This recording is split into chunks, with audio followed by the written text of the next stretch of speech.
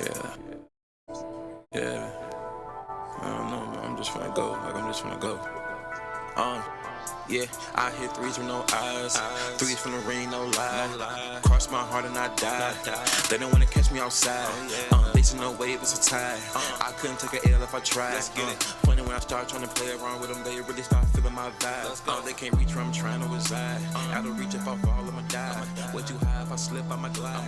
Never know I'm alone for the Yo, what's good? What's happening? We back. Brand new episode of Threes from the Ring podcast. Y'all know what it is. It's your boy Chris J. Got the boy Trail Sav here. Yes. And we got Hey, Tyler here. be prepared for me to praise a man as if I'm praising my Lord and Savior. Niggas always that. Yeah, man. So and Tyler in the cut. Hey yo, turn your mic up, Day Trail, or something, cause like it sound what you call it, muffled. There we go. I think it's up. All right, there you go. You sound better now. I'm like, you sounded muffled. That's what it was. Tyler, you say something. Make sure you good. All right, cool. Just speak up a little louder when you talk. But yeah, so this is gonna be a very. At first, I wanted to record Thursday because I wanted to see the results of the two games that's happening on Wednesday night, which is where we're recording. But June 16th, 2021 will go down as the most weirdest NBA day ever because it has been confirmed. Datra has been saying that this man has blood on his hands for most of this season, second half of the season precisely. And he probably won't see heaven, and I will co-sign it. He's definitely not seeing heaven. And I am making that t-shirt saying Adam Silver is not going to see heaven. And will be available on www.utopiamedia.net. So be on the lookout for that shirt in the coming months, in the coming month. But either way, the point is this: it's been a hectic ass day, and the playoffs have literally taken another freaking dramatic turn that we did not expect. So, with all that being said, what has happened today? Let's start off with how can we start this day off? It all started with KD and an orange basketball. Yeah, so technically it starts last night, Tuesday night, where Kevin Durant was on his lonesome with James Harden with barely a hamstring, and Giannis blew a double-digit lead, 17 points. 17-point lead to KD and others, and KD ended the game with a triple, almost a 50-point triple double, and Giannis dropped the ball literally and figuratively. We'll have a dialogue about that much later. So then we go to bed. It's Giannis slander, Buck slander, Coach Budenholzer slander. You know the vibes. You know how it is. And KD gets his love and affection, you know, that he deserves because he proved me wrong. Because I said if he's the best player in the world, he has to be able to send these niggas to God. He did that. Either way, moving on. Wake up. I think it's like 7 in the morning. Pick up my phone. First thing I see is Chris Paul out indefinitely, COVID protocol. I'm sitting there thinking they trolling. And I'm like, like no way.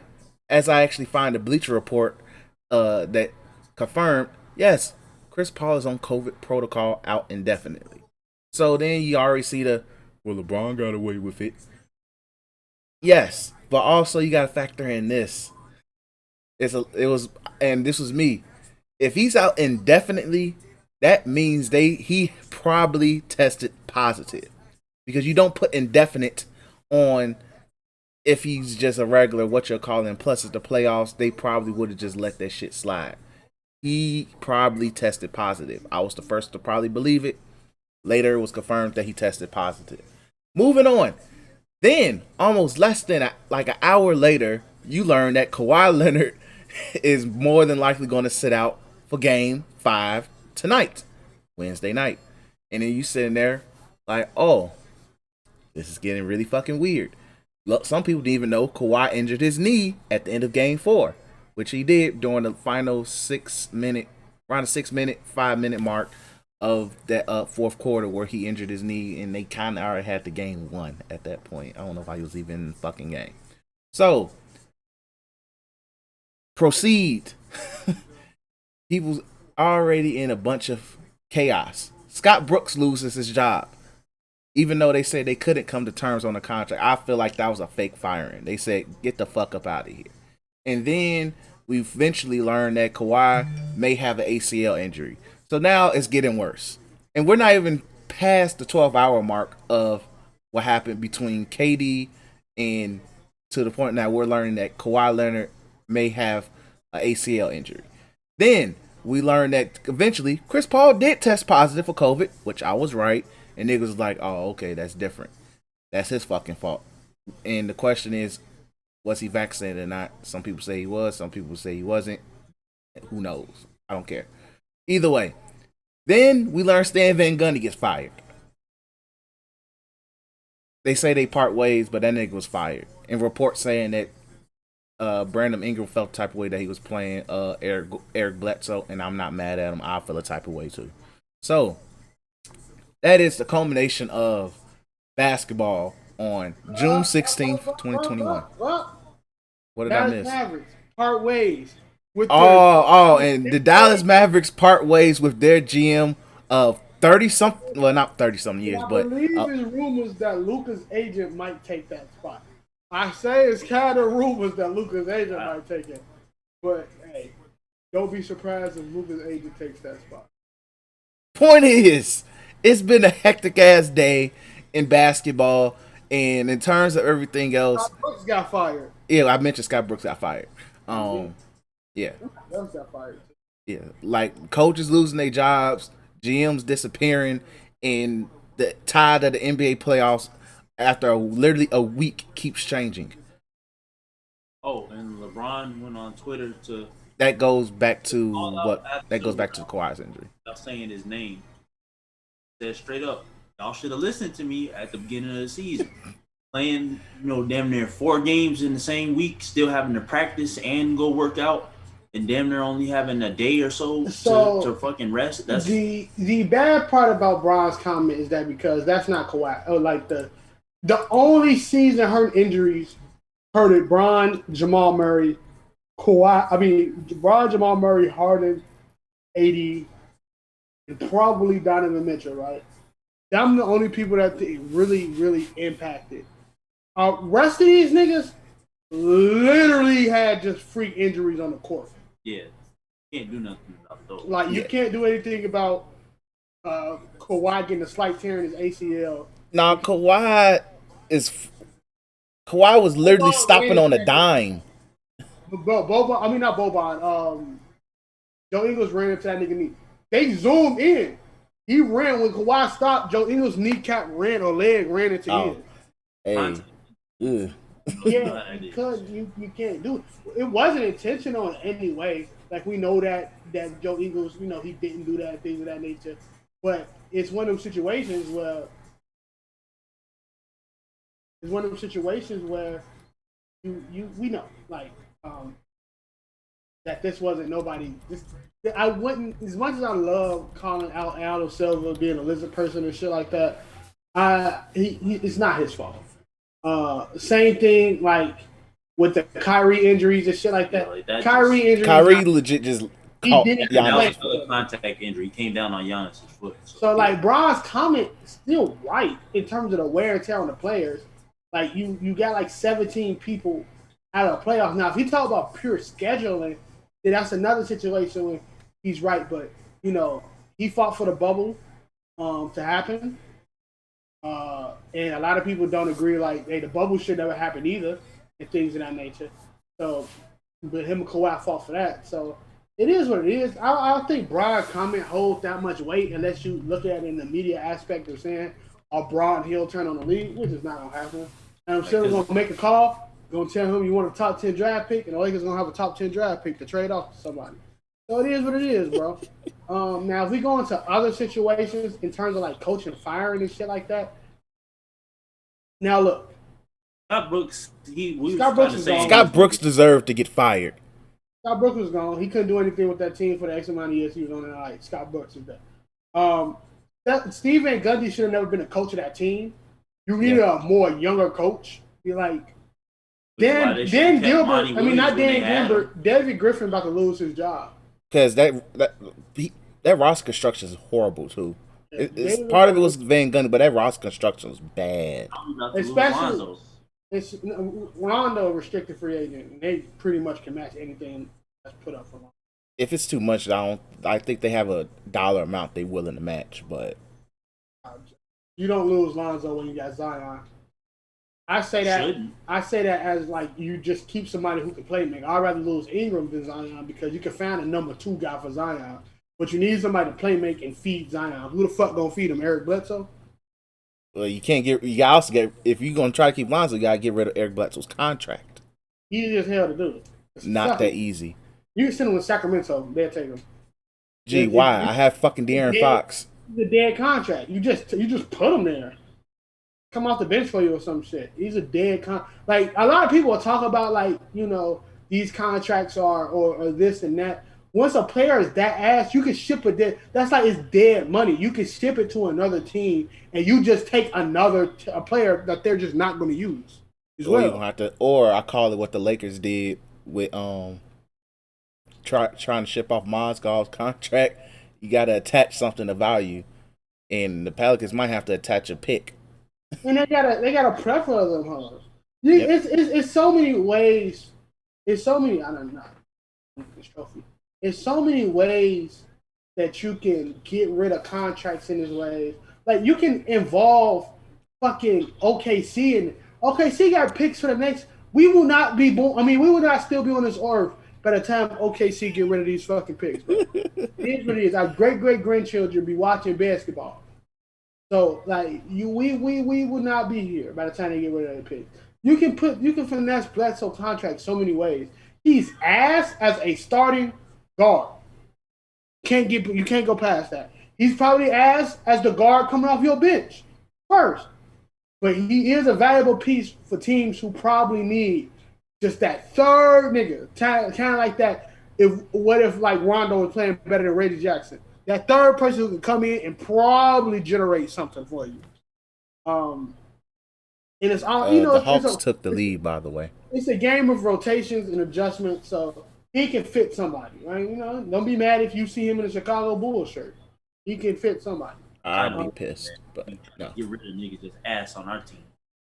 That's you getting rid of the whole team except for 2 people. But like as much as I enjoy, slander and things and situations, I don't wish anybody lose their job. No. But Van Gundy wasn't supposed to be a coach for that. He was not going to successfully coach Zion at all. A team built around Zion, I don't think that was possible. I don't think you put him in a good situation. I think they just got him just to have this guy is a name, a name that people know. That didn't turn out well. Yeah, but it was other coaches out there. There's a lot of young coaches that you can get. And that's what they should have gotten, a young coach. Or they should just kept the guy Monty Williams. But that's not Monty. Well, Monty Williams. No, not you mean our boy. No. Our boy. God damn it.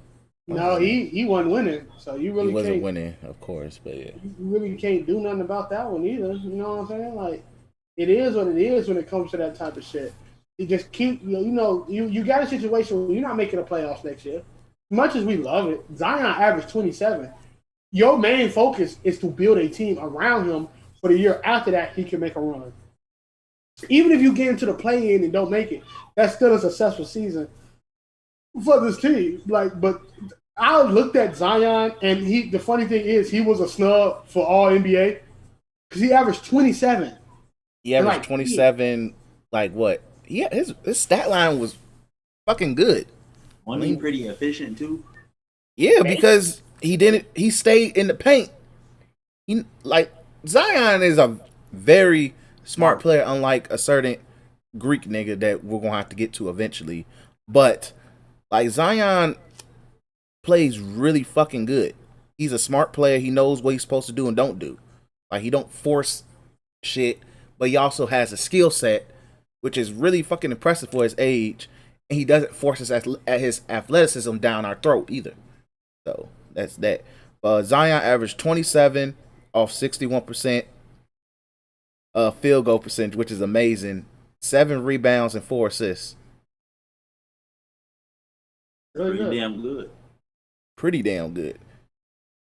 So it's like he didn't have a bad season. It was just like I said, part of it is that roster construction. Van Gundy, I would say at least he put Zion in place to be successful because based off his numbers, but he didn't place that team to succeed either. That's what I'm gonna say. And plus, it was already rumored. Like there's rumors that Brandon Ingram wasn't happy seeing freaking Eric Bledsoe on the court and other vets inconsistent with the rotation, especially when it came to Lonzo early on. And just overall, that roster construction is really bad. ATL just brought this shit back. Yes, they did. They up by 3, and Trae Young got the ball. Hold on, wait. Well, Philly got the ball back, and they down by 3 in the last 20-something seconds. Yeah. I see. So, hey Tyler, did you say Hawks versus Jazz, or was that somebody else? Hawks versus Jazz. It ain't gonna be the Hawks versus Jazz. It's definitely gonna be the Nets versus. No, we said. I don't even remember. I don't think the Jazz. The funny thing is, I don't know if the Jazz get past Paul George. Number one, we'll talk about that later. I'll give you my estimate. But no, in like the seriousness of like back to that shit before we actually talk about games or all this shit. Like the league is so in a shitty situation in which owners are so scared of talent leaving. So you might not get nobody good. And they're not developing. No teams are sitting there waiting for development. No team is like the modern day, like is treating them. Probably OKC. They focus on developing like people like Shea Dort. They got a lot of niggas that can be future assets and stuff like that in the future. Like so, of course, like they probably are there looking into the development role for certain shit. But other teams are just not don't have an iota of what they want to do with their future. They just try to do everything, give max contract, let players know like, hey, yeah, you want this coach, even though that coach probably won't be good for your franchise. You know what I'm saying? So, but with that, you do want to keep Zion happy in which way. You should have never brought an OG coach like that. You get a player coach. You get a coach who's going to coach as for the players, who's going to make Zion an all NBA talent. You don't get somebody who's looking to be a playoff in playoff contention. And this shit dead. It's dead. That roster wasn't built for that. And you got pieces of what you can. But you walking around with fucking Steven Adams on the court with Zion at the same time. The fuck is that? That makes no sense. Like that roster is so fucking bad. It's so fucking bad. And I feel bad because it's like talent wise, yeah, they're better than the fucking Grizzlies. Talent wise. And strictly talent, way better because outside of fucking John Morant, and yes, I know I acted like a what's that pretty haired nigga name, no homo, what's his name? Soft hair folks, light skinned folks. I can't even think of his name right now. But literally outside of him and Jerry and Jackson, there's really no fucking talent on the Grizzlies. And even then, Valanciunas is really good. Well, Valanciunas is good too. But in terms of, we have to look at both rosters between the Grizzlies and the Pelicans. I would say on paper, the Pelicans have the more talented team. On paper. On paper. At first they were when it was Giroux, Zion, JJ Redick. JJ Redick not pushing the mold. JJ Redick's a relic. unless you are a team that you're like a fucking Brooklyn or a A contender. situation where there's a lot of double teams going to happen on a certain player. You're not JJ Redick won't push the needle for that team. That team was filled with people who if you play fucking man to man on everybody but fucking Zion, you are fucked as a team, bro. Like there is no talent. I don't agree because there is no talent on that team to say if Zion go on that bench and Brandon Eagle go get 5 minutes of goddamn rest. Who the fuck is getting a shot? Well, the problem is it should never be a point where neither one of them was But not on the court. that's a young team. You don't throw them niggas out there like that. Even when Luka was It's called staggering minutes. You stagger Okay, minutes with your stagger stars. That's my point. okay, Brandon Eagle get double teamed off the rip. Who the fuck is getting the ball? Who can create a shot for a nigga to get a ball other than Lonzo? You didn't play him. So there's no way that team had any talent. Like your fourth best player was Steven Adams. If that, he probably was your third. You have the young nigga, I forget his name, the center, Hayes. They don't like Jackson Hayes. No, I don't know what the hell's up with Jackson Hayes.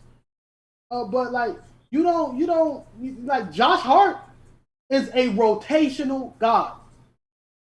He ain't somebody you give the ball to. He ain't no Jordan Clarkson. You get a ball to him. He ain't no Seth Curry.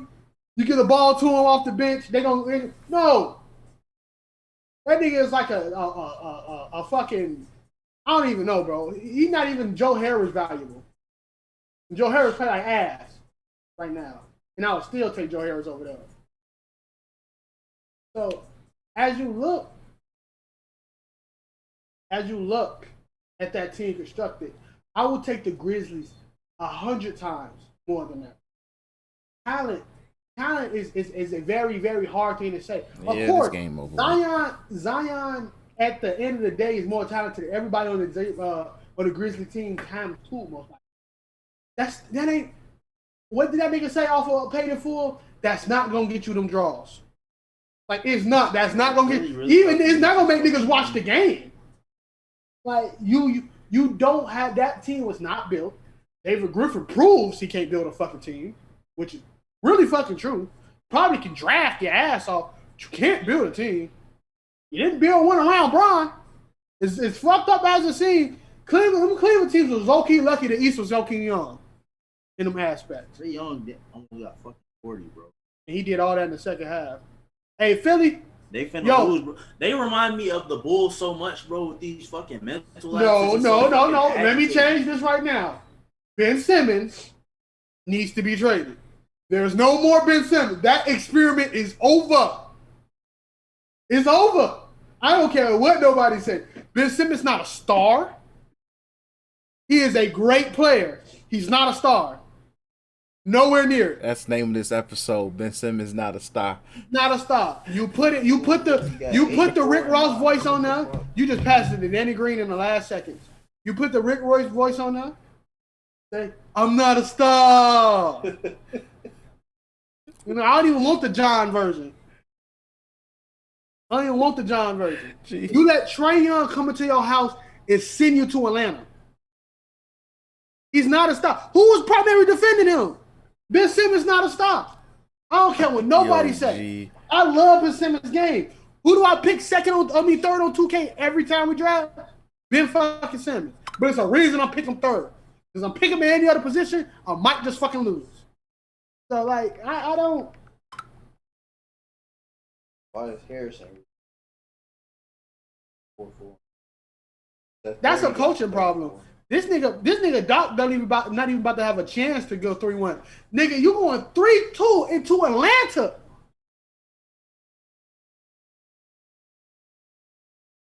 Atlanta's good though. Atlanta's good, but at the same time, I don't think they this fucking good. They like Philly is agitating right. They was up 20 and got less than that's like Nets type shit, bro. They lost the fucking game, man. 4 field goal attempts in fucking 38 minutes. I watched the game. He literally stands there. He's not even playmaking. I'm sorry, bro. This ain't acceptable. I'm really sorry. I love, like you said, I love Ben Simmons' game, but you can't be, this is the playoffs, man. You gotta do better than this. A lot better than this. Like that like, gee, what was Embiid's stat line? The man had 37 and 13 and 5 assists. What more can you want that man to do with one fucking leg? With one leg, what more do you want him to do? And low key, this experiment might just have to be over with because man, I'm calling the Blazers. I don't give a fuck. Call the fucking Blazers, G. And I kind of feel bad to put him in that situation because it's not like now you're in a situation where you literally have. No, to now you're in a situation where you. I want to say this right now. That's a tad bit cap because he's not in the situation you got to add again. You in a win-win situation. You by yourself in a fucking low market where there's no eyes on you. You can't be ass there. That's what you are a number one pick. You can't there. You can't. It's impossible for him to be ass there. This team from the get-go should have never drafted Ben Simmons. Just the way it fucking is. Just the way it is. Should have never drafted Ben Simmons. Reggie Jackson literally scoring on niggas, and Rudy Gobert is in the game, and Reggie Jackson just scored in the paint. I'm a star. But no, like when you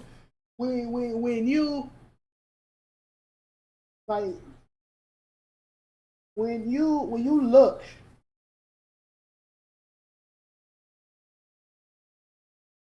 I'm sorry, man. I was making a Photoshop, so. Yeah, nah. I'm making a tweet to Ben Simmons is not a star. Ship him to Detroit for Sada Baby and a Chrysler 300.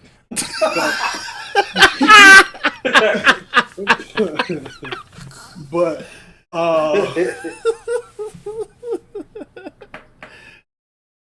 no, like in all seriousness, like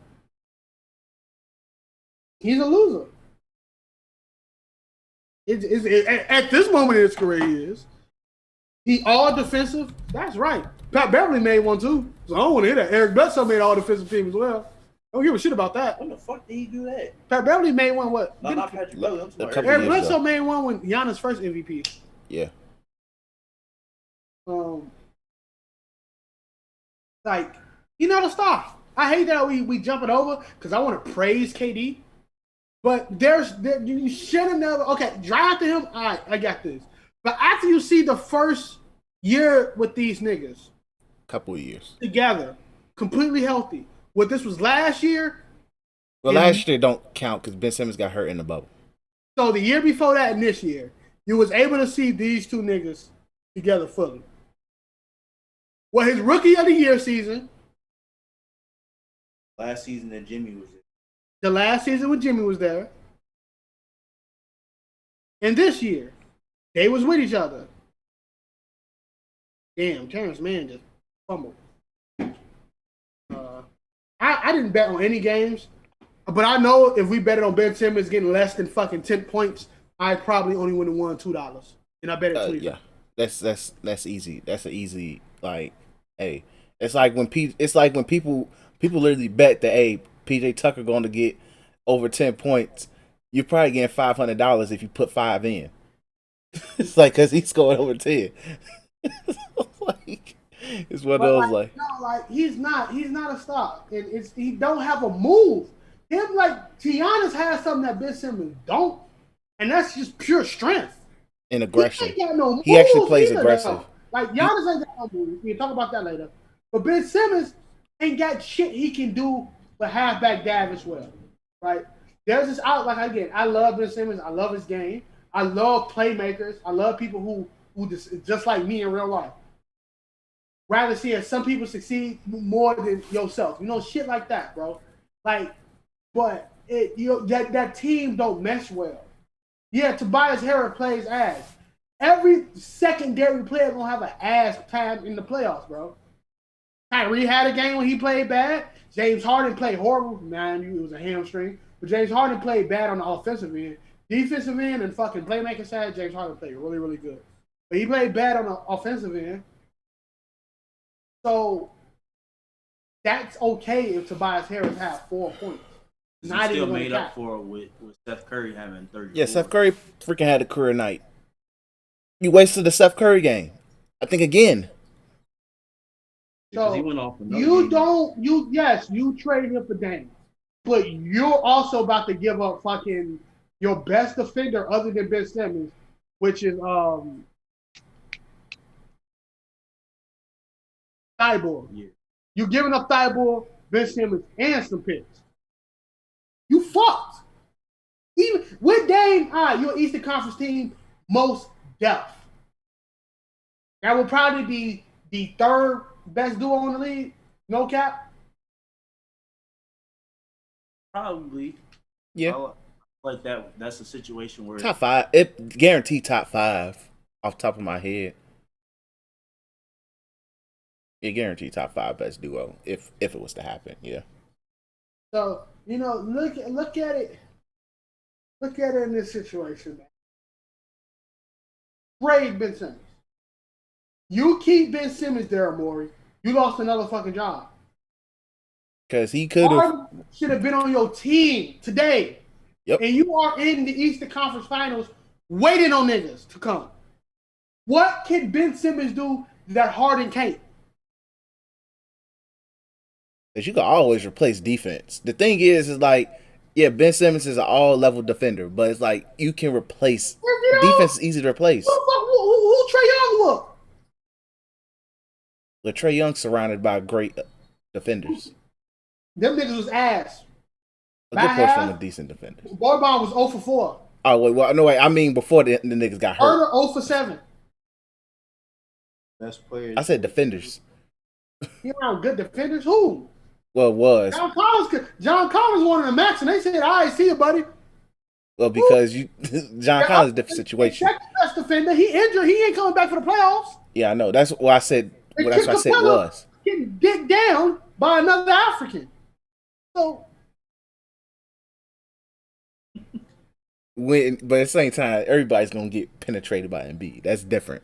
That's what that. So, Trae Young whooped y'all niggas' asses. Especially Ben Simmons. Like, there's no more, like, Ben Simmons shouldn't be in top 10 talk, top 15 talk, maybe 20. And if you in that 20 range, you're not a star. Stars are 15 and up, maybe. You're still a star, G. I'm sorry. How? You're a star because you're still kind of touching all-star potential. Is he as good as Paul George? No. Good as Donovan Mitchell? No. Good as Trae Young? No. Good as Luka Doncic? Hell no. Good as AD? Hell no. Ron? No. Dame? No. You know we almost close to 10 at this point, right? Yeah, that's what I'm thinking. Who? Embiid? Hell no. We see who's carrying. Who? AD? Oh, hell no. James Harden? Hell no. Westbrook? At this point? Steph Curry? Westbrook? At this point? He led that Washington team to the play-in. And they did make the playoffs. What the fuck? Ain't got to win on them niggas. And Westbrook can't even shoot. So that's a cap. Bradley Beal? No. So how many is that? Holly kept count? That's at least 10. More than 10. More than 10. I didn't say Steph Curry. Oh, hell no. Come on. Zion? No, hell no. Should I keep going? You Devin Booker? No. Chris Paul? No. DeAndre Ayton?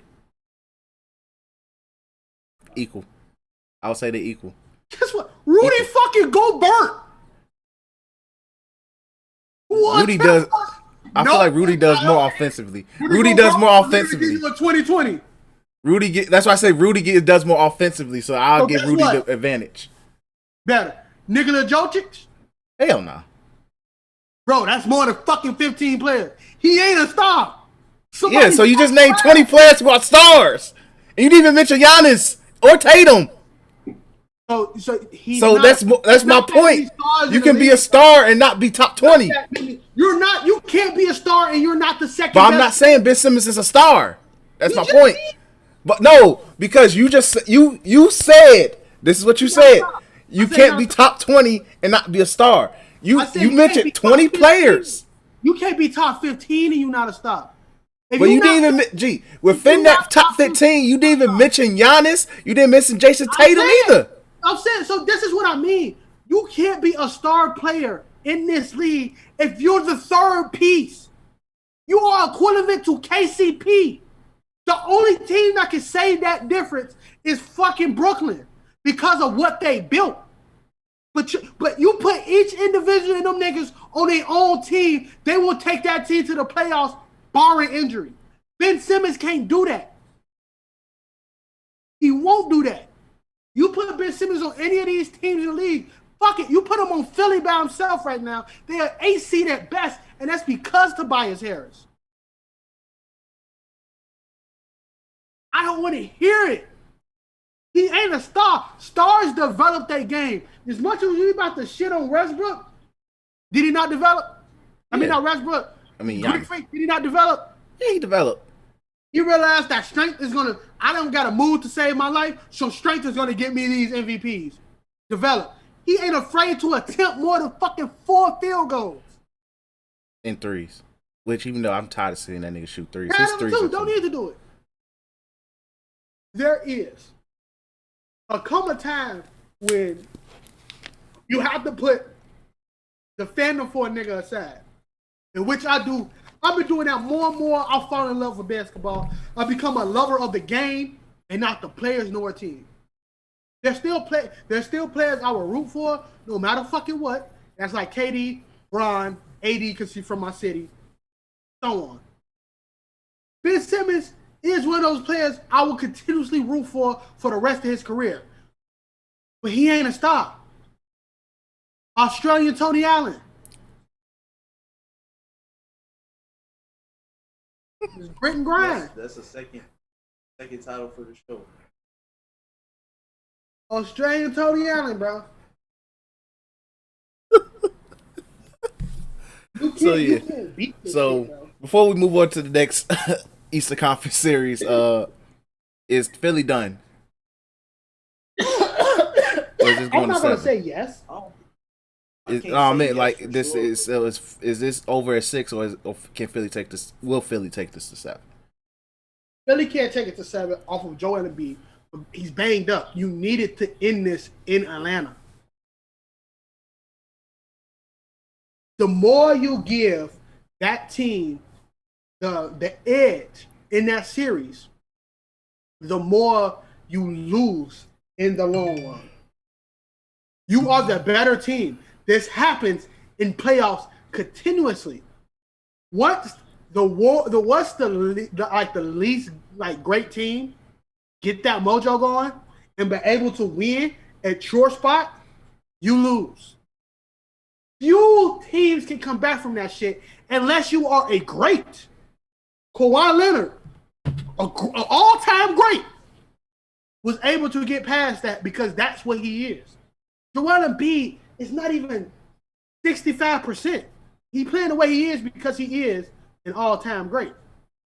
But this is what I'm trying to say, Chris.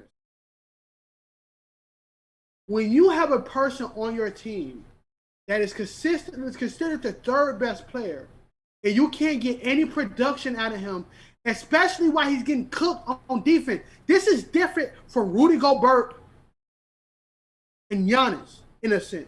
Because Ben Simmons is a man-to-man defender. Giannis and Rudy Gobert ain't that. They help on the block. That's what they do. And because Giannis and Rudy Gobert is able to help on the block and not defend the perimeter and not be able to do things like Kawhi and Ben Simmons can do, they're able to officially help their team when it comes to teams going to get paint points and shit like that, right?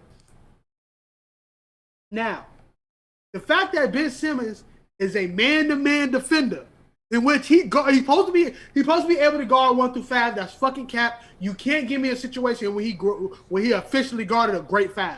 You can't give me a situation in that aspect. So I don't want to hear that 1 through 5 shit. A lot of 5s are like more defensive in this age. He ain't guarding Jokic officially. Probably can't even guard Giannis officially. Because Giannis is a fucking 5 if we keeping it buck. Should be playing a 5.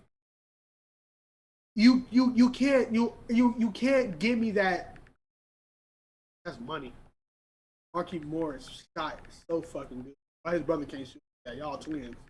But no, like you can't. I'm kind of done talking about it because it's like a broken record with certain players in the league who don't take their game to the next level, but expect shit. You talk cash shit about Rudy Gobert. Because of Rudy Gobert, his team is in the playoffs right now.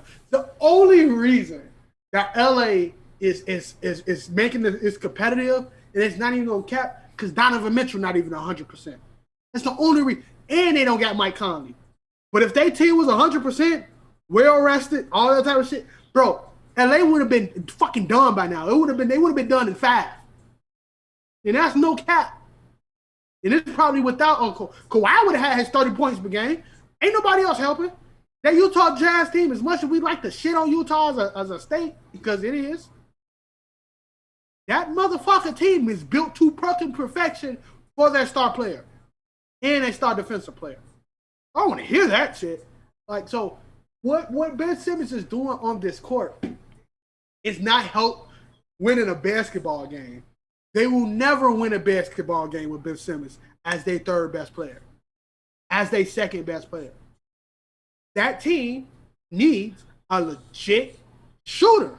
That team needs a person who can create their own shot coming from fucking half court other than Joel Embiid and sometimes Tobias Harris.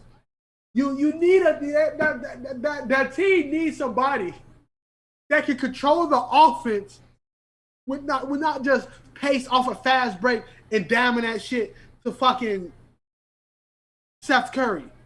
Of course he gonna make the shit. You playing with nothing but momentum going downhill. Like, of course you gonna get fucking 15 assists playing with a team that's on fire like that. Of course you gonna get 17 assists, 14 rebounds when Joel Embiid is either gonna break the fucking 3-point shot he attempted 7 times in the game, or he gonna get the assist by him beat anybody that sees him in the post. So of course that's gonna happen. Of course you're gonna be looking really, really good on the defensive side because you got Joel Embiid to fucking help you. You also got Thibault to fucking help you. You got other great defenders on that team to help you. Of course you're gonna look like that. But if you consider you're a star is a person who can get you 20 on a night whenever. Ben Simmons can't do that. Greek Freak use what they got as they God-given talent, their athleticism, to get them 22, 23 points a night. Ben Simmons can't do that shit, bro. He a fraud. It is what it is. A fraud. Phony. As the nigga on Family Guy would say. Fucking phony. Fat phony. I wouldn't call that nigga fat, but like if you can't name me 5 players that's in that top 15 that Ben Simmons is better than, he ain't a star. No stars in this league averaging 5 fucking points or 10 or 16 that's not fucking Rudy Gobert. But Rudy Gobert also giving you 14 fucking rebounds and damn near 3 blocks a game. And also on the #1 team in the league in terms of record. And deep in the playoffs. This is not a fraud team. What the fuck? Ben Simmons playing with 2 other niggas. That all you have to do, you're not catching no double teams. You're not getting trapped. They're telling you to shoot. They telling you to drive. Nigga, you jagged a fucking layup. And every time you jag something in this game, Atlanta Hawks hit their ass with a 3. Look at it. Go ahead and watch the tape. I watched the fucking game. That wise, is he's making a good point because I'm looking at Ben Simmons' stats right now. So you go back all the way back to his 2017-18. He averaged 16, 6, and 6. Then it goes down. His points per game average is going down every season. He's at 13 right now. I think this season he's averaged 14. That was about it. Are you a star? You don't even deserve your own fucking colorway on the shoe averaging 13 points. I'm done. Let's talk about KD. Let's talk about a great basketball player, bro. So, because this shit is ass. So, KD, look, man, to quote Future, man, KD did the unbelievable, man. He did the unbelievable. God body left. You got to remember that this man had no Achilles 2 years ago. Almost this day 2 years ago, that man had no Achilles. A couple days ago, 2 years ago, he did not have Achilles. And literally, we are 2 years post Achilles imploding. This man has dropped almost a 50-point triple-double and came back from a 17-point lead. Beat a 2-time MVP, Defensive Player of the Year. Beat they ass without Kyrie Irving. Low-key, Kyrie probably sprained his ankle so he could make sure he had Juneteenth off. I just realized that. I'm not fucking stupid. But and James Harden does not have a hamstring. He is a step back away from not having a hamstring. Point is this, that nigga KD different. If you sit there and tell me 2 years ago that KD was gonna be the best player in the league off of Achilles, I was probably gonna slap the shit out of you. But at the end of the day, this nigga KD is the best player in the league. Everybody else. It's KD and everybody else. It's not even KD, bro. I can't even put them. KD, look, bro. I can't put them niggas in the same convo. Oh no, and hell no. I'm telling you right. No. Bron at his best is second. Bron in the regular season is like fucking 4 or 5. I'm gonna say that. I'm keeping it buck. There's only 3 players in this league right now that are head and shoulders above everybody else. Bron, KD, Stephen Curry. Only 3 niggas. Everybody else can they have parts of their game that you can exploit, or they like Harden would be a close 4 in that aspect because Harden plays at another level when he can, right? Yeah. But everybody else, there's no, and Bron is on the latter end of that 3. Because Bron can control the game now really good, but he can't control the game like he could have even freaking 3 years ago. Even 3. 2018 Bron watches this Bron right now. Just the way it is. On the bum ankle, he can watch this Bron right now. Here's what it is. He'll say that. Nigga, I used to see the nigga twist his ankles and tie his shoes up. But this is also a hot, once again, it's the difference between a hot ankle sprain and the other ankle sprain. But I get what you mean. And you're not lying. And like literally, this is a very pro LeBron podcast. And we're saying this. It's not a slight to him. It's just KD. And the nigga's fucking 36. So I was like, yeah, I don't expect him to be the best player in the league. I don't. So it be that way. But either way, the point is this. This is about KD. KD's world. It's KD's world. And just the fact that he does what he does and make it look simple. It's so simple.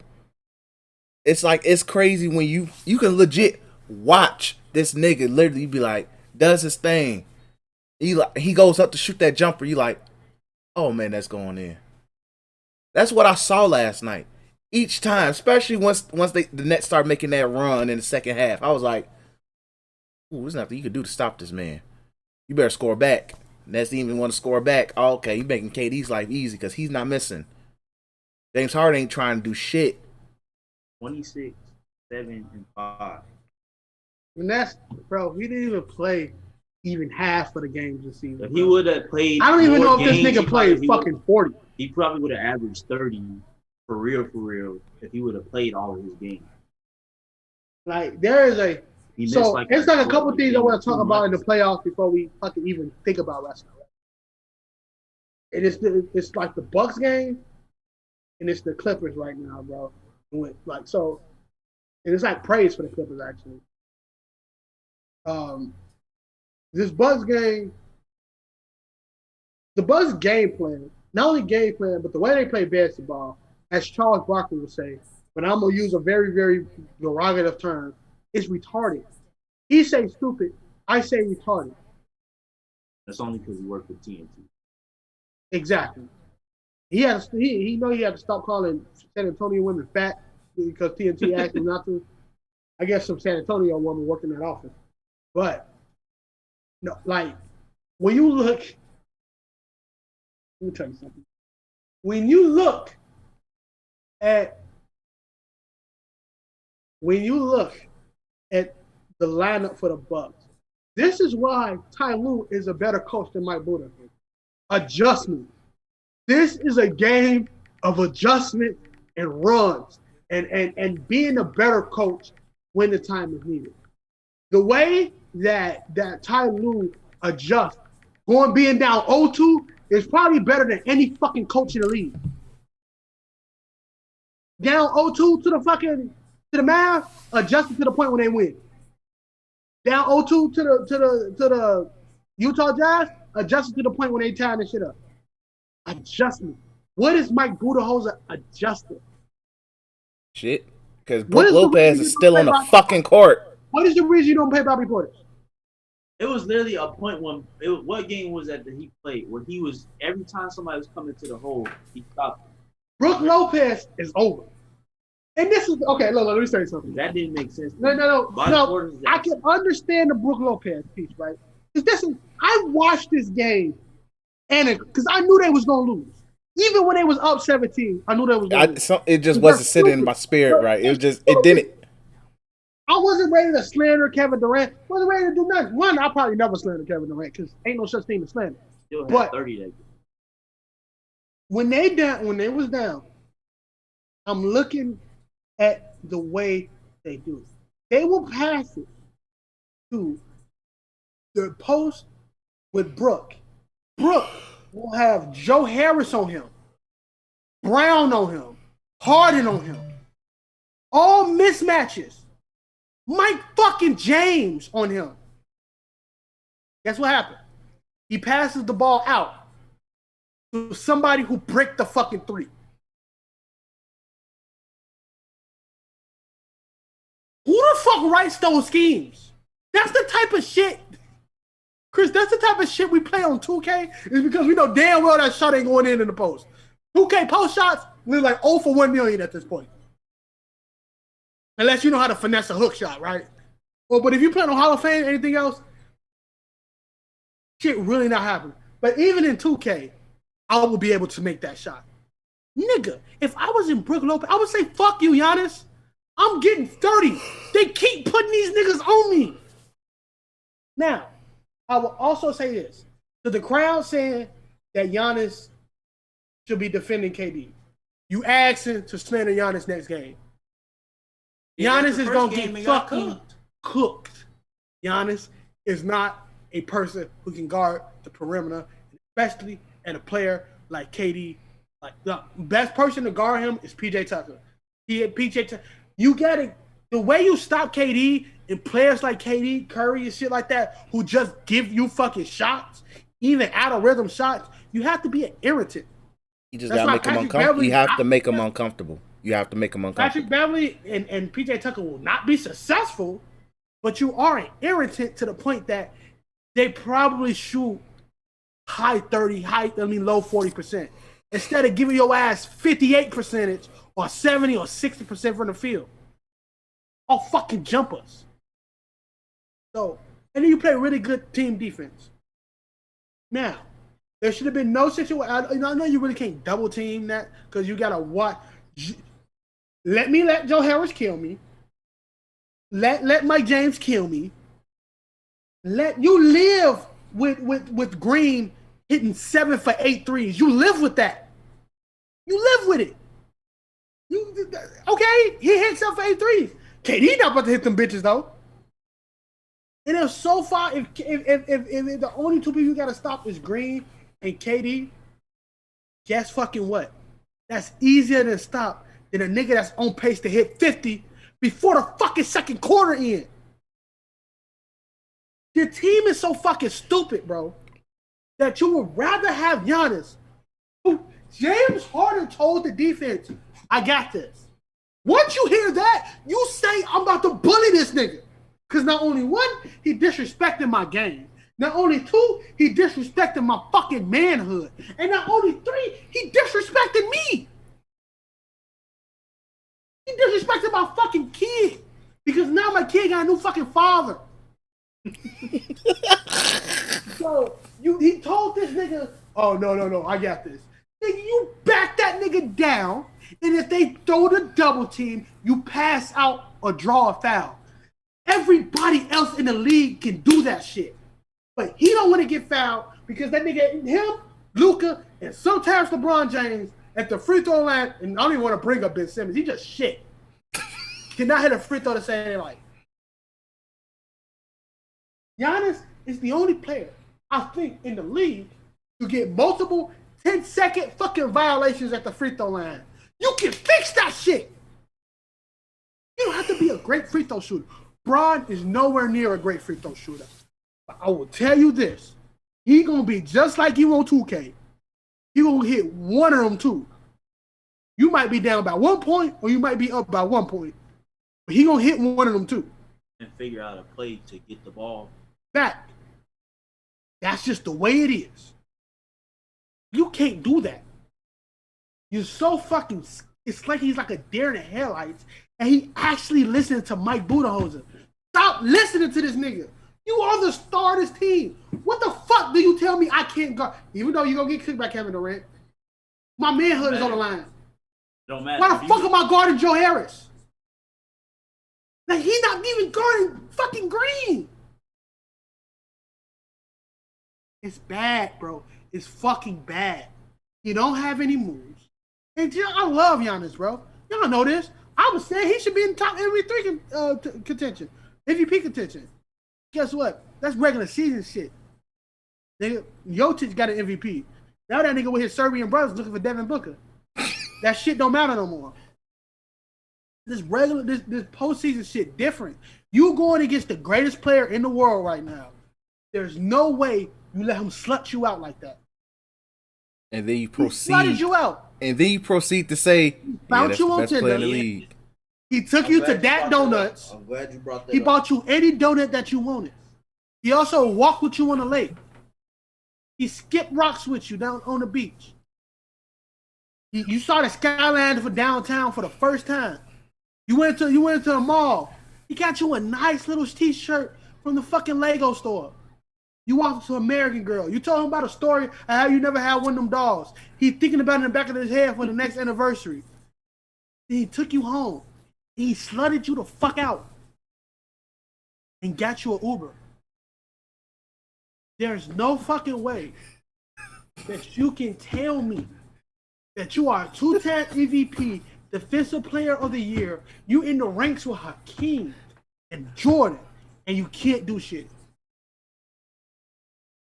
And it's like the shit. And after the game, you know, he's the best player, bro. Maybe this the only time situations where I agree with them saying like certain players are soft and because ain't no way in hell I'm in the playoffs. Like you said, I'm coming off a back-to-back MVP and the Defensive Player of the Year. I'm supposed to be that nigga, right? I'm not giving him big ups in the playoffs. I'll do that shit after either win or lose. Hey man, right that type of activity got DeRozan shipped out. When DeRozan did that after LeBron slutted them niggas out in the playoffs a couple years ago. I'd be mad if LeBron did that shit to me too. But at least you know it was after the loss. You don't do that shit while you in the midst of a heated playoff series. Hell, yeah, that's the difference. I'm not picking up in nobody. I agree with that. I agree. I definitely agree. But What do you want me to do? He's the best player in the world. I can Go at this nigga, man. I can honestly say, you know what? They win Game 6, most likely about to happen. It is what it is. It's going to 7, most likely. The NBA probably want fucking 3 Game 7s right now. So, best believe Adam Silver will make that fucking call. But when you look at, I can deal with you saying he's the best player in the world. Everybody says it. Same thing happened with fucking Pat Bev and Lou Williams when they was irritating KD, and KD was like, "Fuck it, do y'all know who I am?" And proceeded to whoop them niggas' asses all the way from that side of the court to all on that side of the court. And next thing you know, the LA Clippers, bye-bye. So I can deal with that shit, man. You can't stop him. You do kiss the ring at that point. That's all you can do. The nigga got 49. When Bron dropped 50 on the Warriors and still lost, them niggas kissed the ring. They did. They kissed the ring. KD kissed Bron ring while we're on the Finals MVP and literally said, man, he averaged a fucking triple-double. What was I supposed to do? Kiss the ring. You were a way better team. So, mind you, I say this. When you are a franchise player, one, he's not. Keeping the buck with you. Not a franchise player. That franchise player tag is different from how it is in football and basketball. This might be just my opinion, but he's not. Franchise players are literally the best player damn near in their whole entire market. You bring any other top 5 niggas with Giannis, nigga, a shadow. He ain't a number 1. He's a number 2. He ain't a 4 or a 3. He's a fucking 5. Mike Budenholzer, Bobby Portis, him, Middleton, Drew, PJ Tucker. That's the lineup. That's your lineup. The shooter might be a little whack. Bobby Portis can still shoot. But there is a situation in which not only do you get nice interior defense, but everybody can guard their man to an extent. You're not fighting Kyrie. Kyrie fuck you niggas up this year. Like, no, like Kyrie will be the reason they win and got swept. Not KD. KD was gonna get you a point. But we talk about KD. Kyrie was fucking unguardable as well. I always say this, the best under the basket player in basketball. Kyrie fucked them boys up. Kyrie wasn't missing threes. He was having a 50-40-90 fucking playoffs. You get no better than that. So, but you're not going to get some. Harden, I should have bet it. Said Harden not going to get more than 10 points. I would have probably had $10,000 in my pocket right now. Harden didn't get 10. So you mean to tell me Harden didn't get 10? Kyrie wasn't playing. Joe Harris literally plays like a nigga that like 5 or 6. He literally seemed like a nigga that's supposed to be fixing my computer. Mike James need to be back in China. Like, I forgot to add that damn China sound bite to the board too. That ni hao. I have one. It's called the Beijing Ducks. That too, but I think Blake Griffin gave 17-5 or something. Blake Griffin is a very good one. I'm going to be very happy to see Blake Griffin get his ring. Is it a people saying is it a Griffin ring? Blake Griffin knew what he had to do when look, he came. What? Blake Griffin is an evil son of a bitch, but I respect it. He tricked everybody in doubt. Like the nigga, like people really forget that he was injured during his Pistons run. But when he wasn't injured, the Pistons was a playoff team in the East. I don't want to fucking hear that shit. They were literally in the playoffs with this nigga. They were 8th, 7th seeds in the East. And he was making them to the playoffs. So it's not like he just got fucking injured and they let him get that time off. But pressure from the media saying, "Oh, Blake Griffin ain't here no more. That's a dead contract." Woody woo. They bought the nigga out. I would have just let him walk. Fuck it. Who the fuck coming to Detroit? This contract can stay dead on this. Like, we got a bill. Who the fuck coming to Detroit? Really? We got one nigga to come to Detroit, and this nigga not even about to get his jersey to be hung up. Nobody come here. So, say that to say this, right? They even gave up Christian Wood. Fucking team is stupid. But Ben Simmons gonna love it. Now,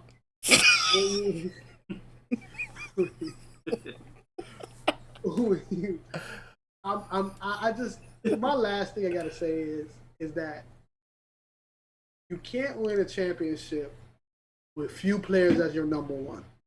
What Luka going through right now will be fixed as he become more of a great player. Trae Young right now will most likely get Atlanta to a conference finals and a finals one day in his career. Maybe a championship, depending on who he get winner. He's that fucking good. Like, John Morant will probably never see a conference final stand in Memphis because it's fucking Memphis, but he will always be there. Zion most likely will have a championship before he dead and gone. Same thing with Donovan Mitchell. Same thing. Jason Tatum will probably most likely have multiple championships by the time he goes. Yep. But you can't tell me that Greek Freak should be your first option on a championship team. He's not. Because to be honest, the first fucking season point, them season points and all that type of shit, number one PER, that's all good and dandy. The nigga ain't got no moves. Bron didn't have no moves, but he had skill. Is what it is. Bron never had a move, but he can hit a fadeaway. He has skills, and if you leave him open, he might hit that three. Can't get no better than that. LeBron developed. Like, he developed. Consistently developed. You know, and he know how to use his body at the age that it is. When he was athletic, he was fucking athletic. And skillful. That's the scary. That was the scary thing about Miami LeBron. We saw him do some amazing shit athletically, but the skill was there. He watches his body. I ain't talking about Bron every episode, but best player in the league. Well, second best player, maybe third. But there is, when you watch Greek Freak, you can see a deer in the headlight. And it's pun intended. No, because it's not even pun intended. The reason why, because a buck is more frightening than a deer. So they the bucks, not the deers. He looked like some deers last in that fourth quarter. He didn't do anything, bro. He's taller than everybody on that court. One, fucking Claxton, underrated in the series. Under-fucking rated. Underrated on that team. He's going to get money from somebody one day. If anybody watching how good he is as a defensive big, he's going to get money from somebody. Maybe make a couple dumb plays here and there, but he's young. It happened. Mike Brown playing the fucking 4 and sometimes whooping y'all ass. Sometimes the 5. Sometimes the fucking 5. Giannis can't play it though. At least somebody made a cool comparison on Twitter. And I'm done. Y'all can talk shit. But just like AD, people say AD is not a. People say AD play the 5.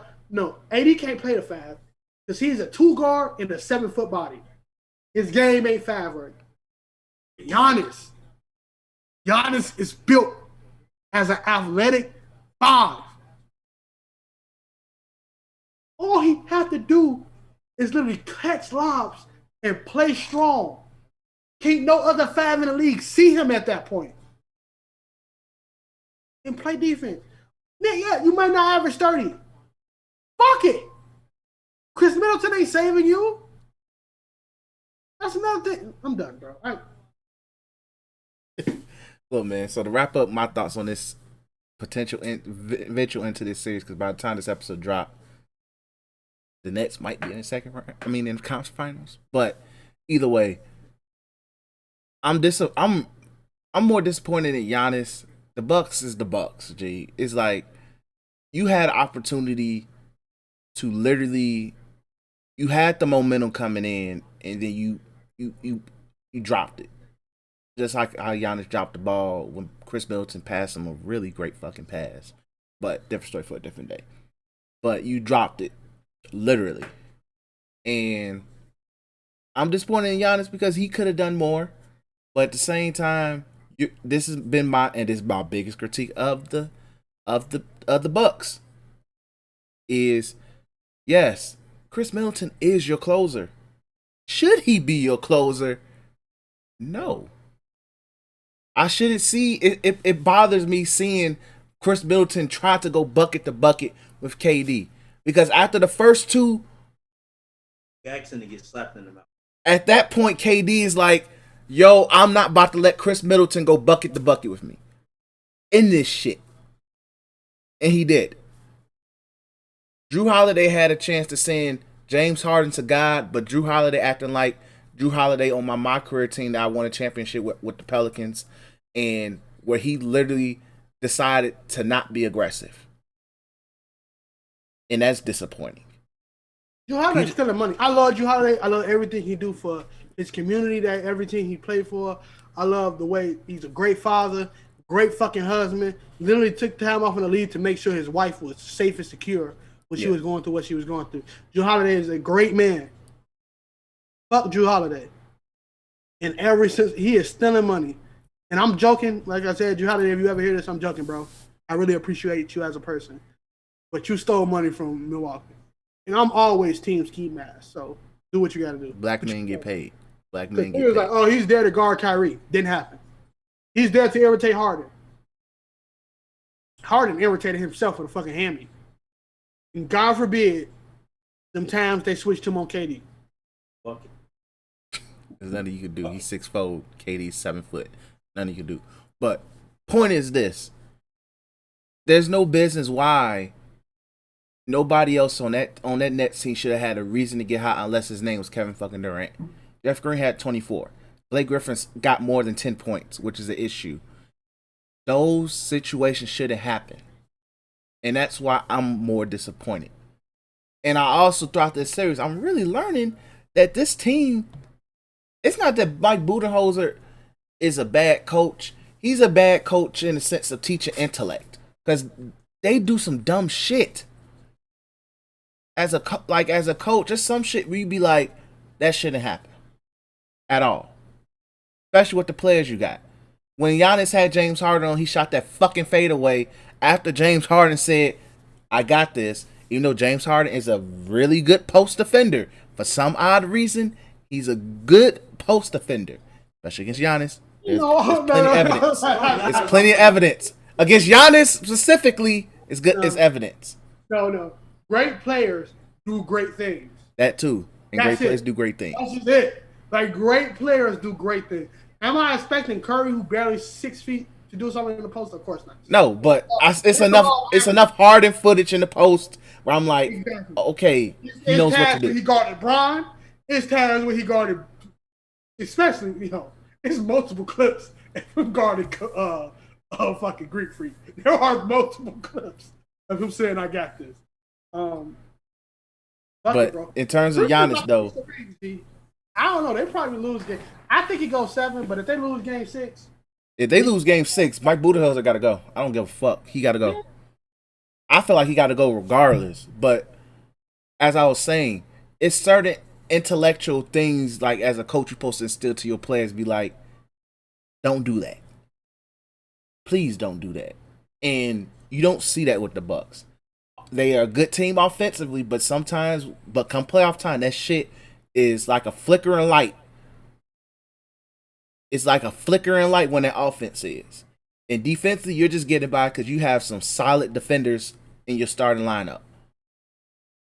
But there is, to me, as a team, there is no excuse to lose to just Kevin Durant in the Beijing Tigers. It's no excuse. KD's supposed to drop 50. The triple-double was a bonus. But it was no reason why Jeff Green had more than 20, Blake Griffin had that, and Joe Harris had a bad game, and you still fucking lost. No excuse. I don't care. James Harden was a walking decoy. A walking decoy. No reason why that James Harden played 46 minutes and you still lost? And he had a bad hammy? No excuse. So, fuck the Bucks. It is what it is. If they somehow advance, hey, you didn't fold under pressure. I give y'all that. You get a cookie for that, honestly. But in terms of like that game said more, I learned more about the Bucks in that game than I did the two other games that they won. That game spoke to me more. It should be over with right now because I'm telling you, if they would have lost, they were supposed to lose that game before too. They're supposed to lose. Well, they were supposed to lose the Mike Brown game, but Mike Brown game. the Bruce Or Brown game. Bruce Brown game. They were supposed to lose that game. But it is what it is. Fuck them. Let's go West. The Suns the Suns is probably the only team in the playoffs that's just saying, hey, we taking care of business, and to the point where even COVID said you niggas are just too fucking good. And Basketball gods. basketball gods, whatever beef they have with Chris Paul Paul needs to sacrifice. He probably sold his something for fucking. Like, he had to sell something to somebody, bro. Ain't no way your ass paying the price for that shit like that, bro. It's sad, but hopefully, like I said, if he's not like, really going through it with the COVID stuff, barring anything, no matter what team they go against, they win game one. Yeah. Like I'm thinking them to beat either the Clippers or the Jazz, regardless. I don't know they beat the Jazz in a 7-game series. I know they make it tough on the Jazz. They go if they see the Clippers. If Paul George take the Clippers to the fucking finals, no more slander. Oh yeah, the slander gone. But I don't trust Paul. That's the thing. I just don't trust Paul George. I just don't trust playoff P. Like I just can't. Like, is he probably hooping right now? I don't even know what his stats are right now. But if he's probably doing pretty well. But I still don't trust Paul George come playoff time. That's just me personally. And with Paul George is definitely a prove me wrong to shut me the fuck up. As in, you have to get them to the finals for me to shut me the fuck up. Plain and simple. But let's focus on the Suns. But the Suns really are in a shaky predicament. But I'm glad that they did the job. They saw blood against their opponents and proceeded to kill. They saw a hobbled Lakers team and killed. They saw a hobbled Nuggets team and murdered. Jokic, I don't give Jokic no fault in that series because he hooped his ass off. It's just unfortunate that he fell for the troll, and even though they shouldn't not ejected him because that is a common, like that foul animation is on 2K. Yeah, when he punched the shit out of Cameron Payne. Cameron Payne just sold it, but also Cameron Payne's naturally ugly, so the referee probably saw his face and was like, "Okay, that's a tech. Let's get him out of here." But point is this: the Suns have proved. Suns are my favorite until this morning, because now it's a little shaky because once again the basketball god said things are looking too predictable, and Bogdanovich has a leading scorer for the Jazz. They only up 5. Yeah, like I say, that game's gonna go to the wire. But either way, point is this: I like what the Suns are doing. Hopefully, Chris Paul isn't gone for too long. Hopefully, and whoever they see in the conference finals will probably have a tough series because Devin Booker is hooping his fucking ass off, and I love to see it. It's another opportunity for him to shine too. Yeah, because him and Aiden, but definitely Devin Booker because I see nobody on the Jazz could stop him. Definitely nobody on the. We already saw what he did to Paul George a couple times this season, even though it's the regular season. But we saw what he did to Paul George a couple times this season. That man was very disrespectful to the point where I think he called Paul George pussy. So that man ain't scared of none of them niggas. And for a light skinned nigga, Devin Booker gets on a lot of niggas' nerves. It's funny as hell to see. Nah, he a real nigga. No cap. Yeah, he definitely a real nigga because he probably did see. Shout out to whoever made that tweet where they said Jokic's brothers is gonna be sitting on his old school after the game. They probably were. He probably dapped them up and went into the car and drove the fuck off. But point is this: the Suns is in a really tough situation, but I think they will be fine. Now, the Nuggets, want to briefly talk about them. What do you aim to do this offseason? You got hit with injuries. Yeah, you can put it on injuries, but do you view... Let's just say this. If somebody offers you a nice deal, let's just say somebody offers a really great deal for Michael Porter Jr. Let's say for like a all-star level player, not a star level player, but an all-star level player. Do you say no?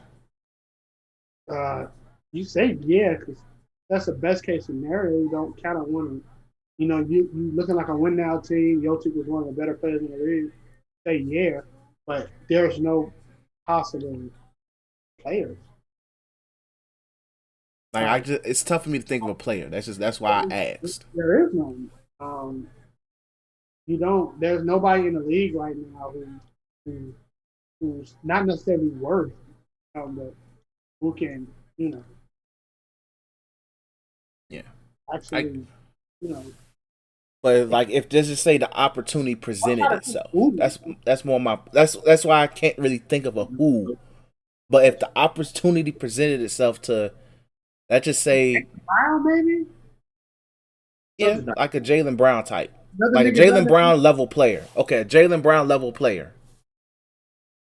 He's still young, but still has lots of upside. But he will help your team, and plus a way better defender than what Michael Porter Jr. is right now.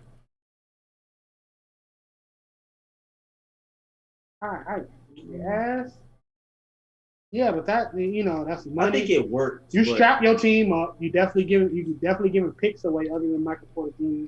Yeah, I'm pretty sure they have picks, so You'll probably get somebody like Bradley Beal. That's another situation in which you're giving picks away.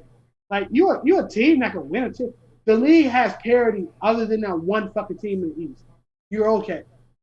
Like, and then like I would say this right now: good teams, good well constructed teams beat super teams all the time. Happened to Miami. Happened to the Warriors. Well, everybody was injured. Never mind. Happened to Bron with the Warriors. Personally, you don't really consider the 73-9 Warriors team a super team. It's just a team that was built with each other. Like a well-constructed team minus Harris Barnes beat Bron in there. And it's like one of those situations you really can't, fault. So that's what the Nuggets are right now. They're a well-constructed team. They're missing a second-star player who can average 25 points for them in the playoff game, who's going to get the double teams off of Jokic. Like that shit you missing. Like missing. So that's one of those situations where you can't even fault. You chalk that one up to the basketball gods. Yeah. Even though they got swept, it's never good to get swept. But it's like their situation was they overachieved. They overachieved like a motherfucker. Overachieved. Damon was supposed to be in that spot one. They overachieved. That's why Jokic is the MVP. They overachieved the whole regular season after Murray went down. Because they still steadily played good. They just had to make up for that lack of Jamal Murray scoring. Yeah, because they didn't have no perimeter scoring. Will Barton is a really good scorer, but he was gone. He's been in and out the lineup for too damn long. If they could just let him go, because his health is so much in the question. That's really the only nigga I trust who could score. And Michael Porter Jr., as talented as he is at scoring, he's still inconsistent. He could have a great 25-point game and then give me 12 the next. I'm like, nigga, at least give me 20. A guy that you could, well, no, because I don't think the contract will match up. But somebody that might be able to fit with the Nuggets, somebody like a Zach LaVine. And the Bulls not giving that nigga up. Yeah. I'm just saying, like, if he was actually available. Yeah. I feel like that's somebody that you could trade that would help them a lot. It'd be funny as hell to see that nigga literally Jokic pass that nigga the ball for alley-oop and he does a fucking windmill double pump. I'ma laugh. and cry, but It stayed in the air for a very long time. it's like I would need those highlights in slow motion almost every day, every day. But anyway, okay, just want to see what we thought on the Nuggets. But Jazz and Clippers, For sure, next season. yeah, they should be fine. So Jazz and Clippers, which is on as we speak right now, is halftime. Jazz is up by 5. Donovan Mitchell's still a little bit hobbled. Ty Lue did his Ty Lue adjustment and realized that Gobert is not an offensive threat, so they play small. Thus, we have a series. Kawhi Leonard is gone, so things balance it out a lot more. This is probably the most interesting series because if I'm the Suns, I'm hoping this goes 7. But this game is also going to tell me more about the Clippers. Well, I still don't know what the fuck the Clippers are. I said this last night. I don't know who the fuck the Clippers are. I don't trust them niggas. Because if Kawhi's not there, you're missing 30 whole points. And I don't trust Reggie Jackson with the green light. I don't. I really don't. So that's another issue in itself. But I'm hoping that the Clippers do prove me wrong because they're too fucking talented. But also the Jazz is just a well-oiled machine. And they're still missing Mike fucking Conley. Yeah. And I feel like if Mike Conley comes back, because I believe this series might go 7. I'm just telling me this series. It's stupid alert is screeching over this entire series. If they do go 7, Mike Conley might come back next game. Win or lose, Mike Conley's coming back next game, I think. If not, he's definitely back if the series goes 7. Mike Conley come back, I think that helps because it gives Donovan Mitchell a break off the ball. And plus you have a legit another perimeter scorer who I trust. And a great shooter. And somebody to set up the offense. And that helps Rudy Gobert because Gobert just... Yeah. But this is a really fun series to watch, but it's also a very annoying series because I just don't know what to think of this series. But I do like the fact that Ty Lue is keeping up in the coaching battle because what's his name is a really good coach. I can't think of his name right now. He's a great coach, but Ty Lue, one of his strong suits is adjustments. He figures out adjustments and makes them other team try to figure it out to break it. And I give him that. Goes on, I can't think of your name right now, Jazz coach. I will look it up. Quinn Snyder? There we go, Quinn Snyder. There we go. Thank you. I don't know why I was thinking his name started with a V. But yeah, Quinn Snyder. Oh, because he looks like a fucking villain. That's what I think. But yeah, Quinn Snyder, it's on you to figure it out. And it's probably also up to you to tell Rudy Gobert to be fucking aggressive because Nick Batum should not have no business doing that well against him. But I understand the logic in it because you're defensively it makes the most sense because you're stretching that nigga away from the basket. But also at the same time, you Rudy goddamn Gobert. Figure that shit out. Figure that shit all the way out. But y'all thoughts on this series? Same as yours. Yeah. Jazz win just because you missing your star player. Again, if Paul George can get this team to the Western Conference Final, even though the Suns win, that's still huge in your book, dog. Like fucking huge. As not only an organization, as a fucking like player, just you able to take the number 1 team out. We know the Jazz is frauds and shit like that, or however niggas want to say it. But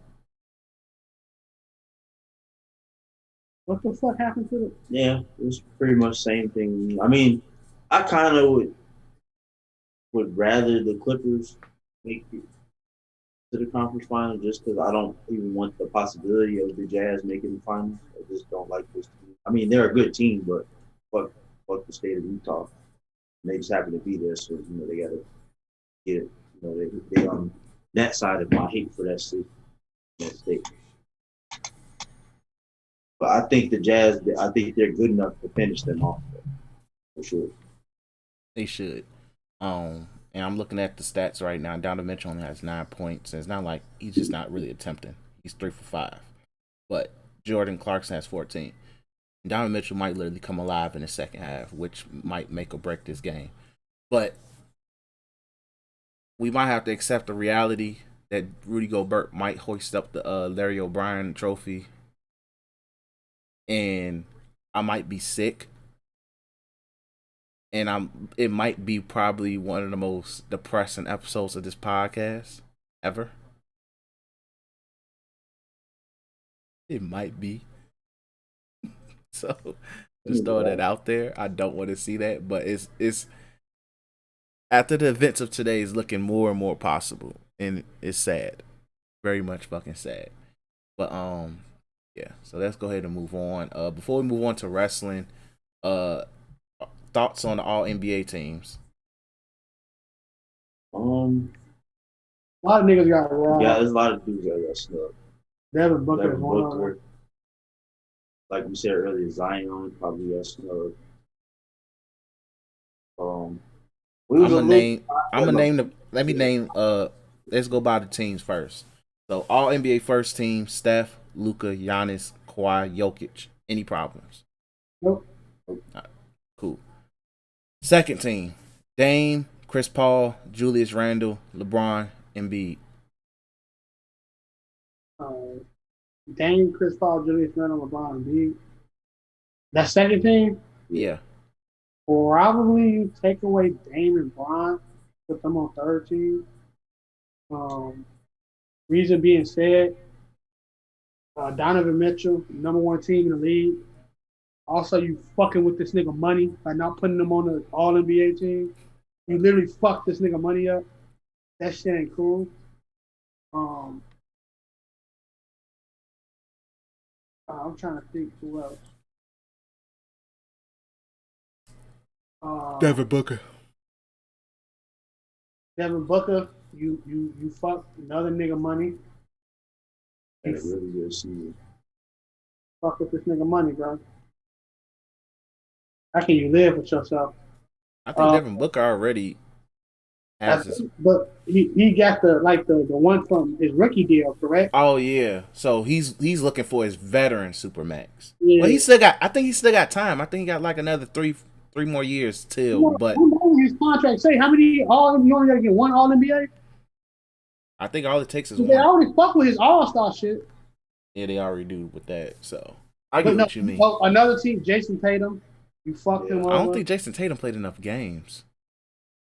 But neither did LeBron really. You know what I'm saying? Like, No, LeBron played. LeBron just barely made the cusp. Barely. Like I understand Kyrie and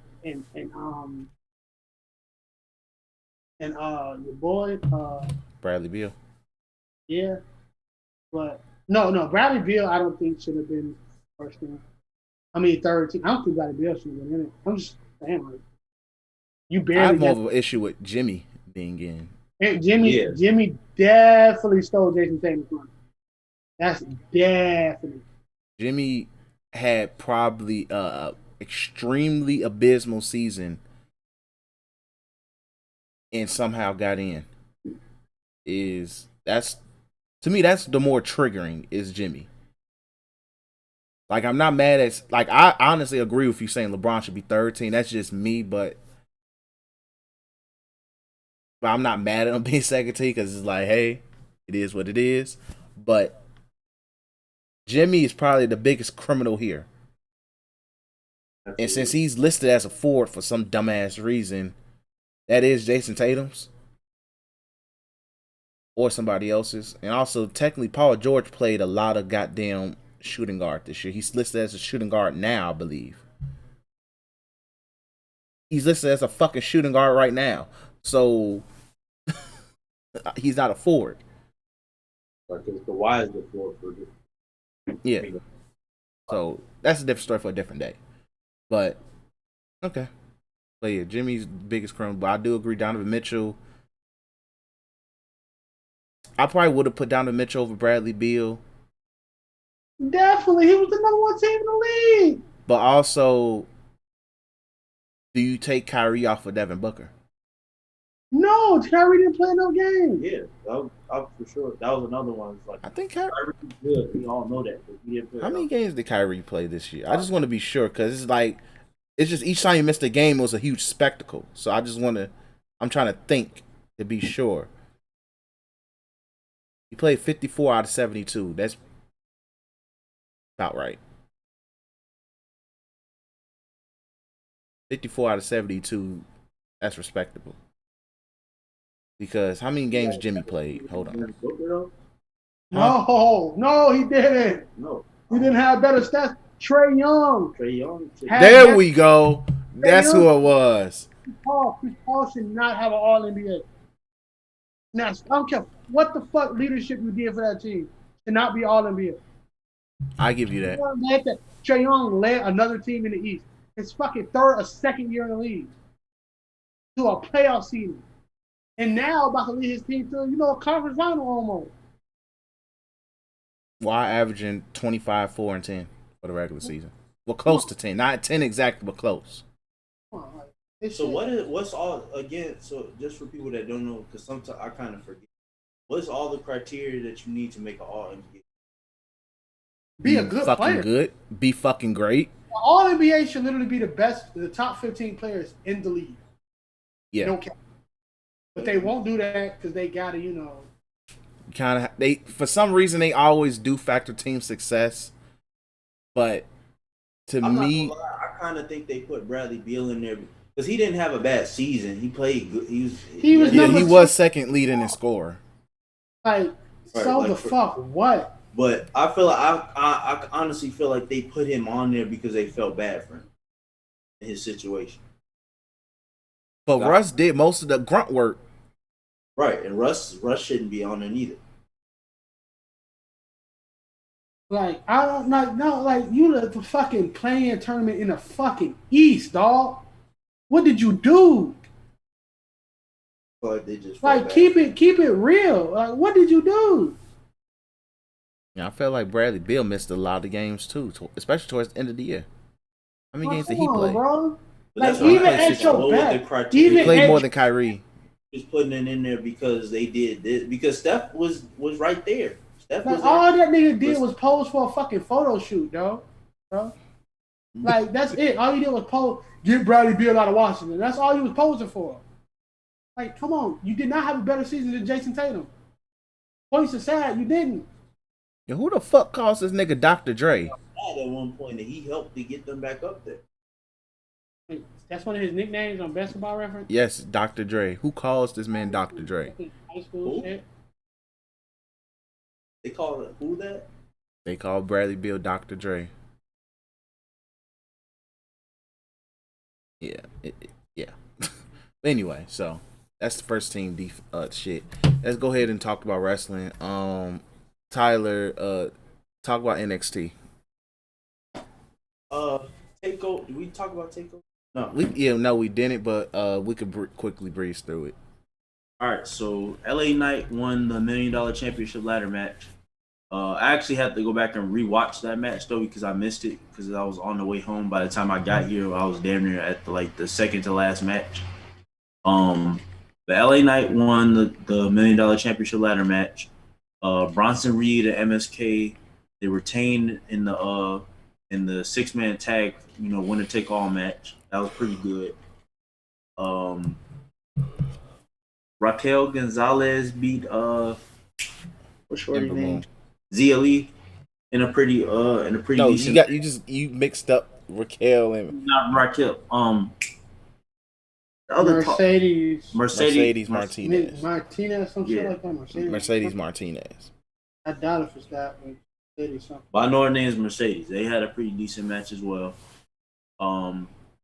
Raquel Gonzalez beat Io Shirai in another really good match. Ember Moon. I mean, Io Shirai just not coming back. Your ass got CTE, dog.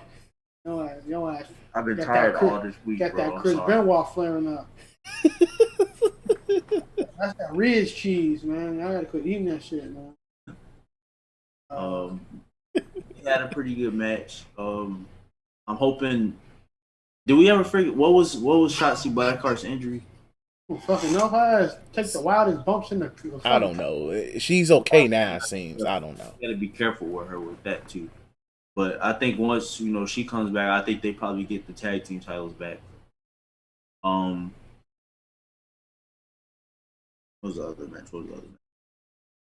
Then that's when we had the Main Five event. man. I had mixed. Okay, so Karrion Cross won the match, but I had mixed events about it. I mean, mixed feelings about it because he was gone half the match. When Kyle and Pete Dunne put him through the door, he was gone half the match, and he came back and just choked everybody out. They do that, but that's how you keep people strong. It Exactly. wasn't necessarily a bad thing, but it kind of I don't Look, know. man, he's not a good worker either way. So the point is just make the nigga look strong. Yeah, So that's the point. I'm not mad at the fact he's holding on to the belt, even though you did make Adam Cole look like that nigga, but you protected Adam Cole because he didn't get choked the fuck out. So it is what it is when it comes overall, to that. it wasn't a bad takeover by any means. I like I said, like let me know if there was a bad takeover before because I personally It'd have be not. on the lower end of spectrum of takeovers. This one, Yeah, it'll be but lower end. that was NXT takeover. Then we get to Raw. I really didn't watch Raw. Raw Yeah. was watchable. I would say it was watchable. I Uh, picked up some of the segments on YouTube. Like I know Jeff Hardy lost to John Morrison, and Cedric Alexander came out and trolled him, told him, you should be retired right now. What are you doing, bro? And Jeff and said, then Jeff proceeded to beat "Fuck him, that, and fight me now. If you win, I'll be gone. I'll void my and then contract right now." proceeded and then Jeff proceeded to came out, still beat that nigga Cedric. So it is what it is with that. and beat him. Um, Uh, MVP, still trying to put a thorn in the side of Kofi Kingston and try to get him to split from the New Day. But Kofi said, this is what got me to this point, bro. Like I'm not giving up on my homies. I'm not giving up on what I've done to get to this point. You can criticize as much as you want. You can say, this is why I never haven't got another championship opportunity. But I'm gonna stick to my guns. If I never get another one, so be it. But this is who I am, and this is who I'm gonna be. yeah, like I like the thing they're doing with MVP talking to Kofi. It's going to lead to something. Yeah, I don't know what, but it's going to lead to something for Kofi because you're not toying with this and kind of keeping Kofi near the main title situation without, toying around. And plus, you just keeping him busy with the RK Bro niggas. And that match they had was actually pretty fun. It was really good. I'm really starting to like the pairing of Randy Orton and Matt Riddle. I like the dynamic because Randy is still like he's still in a like why am I fucking with this dude type of mood sometimes. But once they really get it together, they look like a really decent team. Yeah. So I like what they're doing with that. Nia Jax fought Alexa Bliss. That match was just weird. But Alexa Bliss just showing that she still has powers. So that's moving forward either way. Then Drew fought AJ Styles, which led to a 6-man match between the Viking Raiders and AJ. I mean, it's Viking Raiders and Drew versus AJ, Amos, and Bobby. And Drew pinned Bobby. Now the teasing begins of TikTok. Is that belt about to come off Bobby? Which we'll see. So it is what it is. I do want to rewind because Roman did something awesome on SmackDown. Oh yes. Before Takeover, we had the A Show, the Roman Reigns Show, Friday Night SmackDown. Look, man, Roman in the Jimmy situation is really good. But that talk they had where that talk reminded me, it was like as if it was just such like if you have brothers, you had to talk to one of your brothers like that before. Oh, I see Daytrail kind of do it to Cottrell sometimes and vice versa.